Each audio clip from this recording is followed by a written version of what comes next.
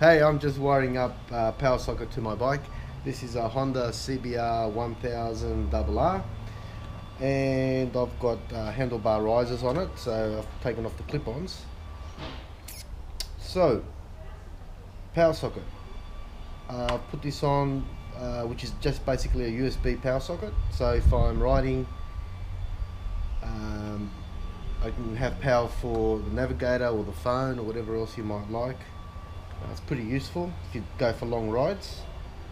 So it's easy enough to just clip it on to the handlebars there, and then the wires to the back run all the way to the battery. So these are the wires coming from the front, so I've just run them underneath the tank cover, and obviously the negative goes to the negative terminal of the battery, and you can run the positive to the positive terminal of the battery.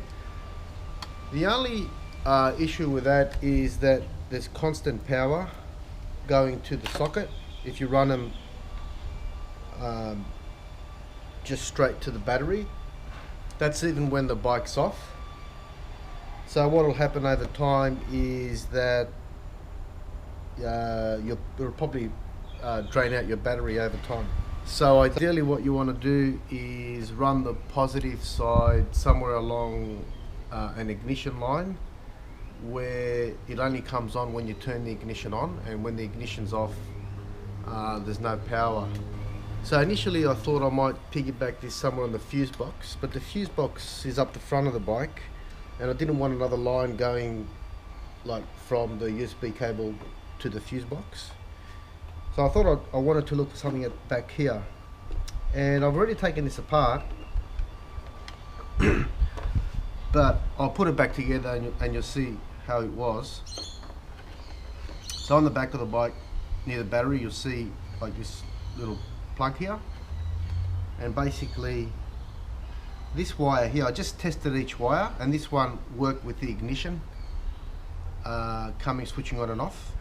So what I wanted to do is just hook it onto this wire. So this wire was initially just sitting in that socket there, wasn't doing anything, just sitting there like that into the socket there. And this socket has just got a cover on it, and it's just sits like that, so nothing was connected to it. So all I did was I removed the wire from the back. So basically just get a little screwdriver, there's a little clip in there, a little tiny screwdriver, and just move the clip and yank it out. So, and what I'm going to do now is basically put a clip on this, and I just bought a clip from J-Car and put it on there, and it cost me a couple of dollars. Hook that on and Bob's your uncle.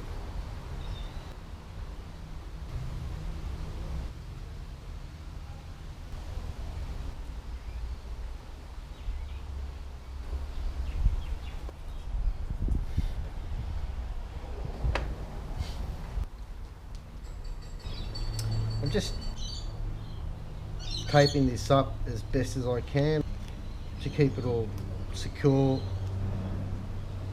and together. There's a little clip, like a little plastic clip here. It's a bit tricky when I had to get it off, so I imagine it'll be the same. There's one end there that slips under the tape, and the other end then slips under the tape, and it just secures it in or locks it in place there.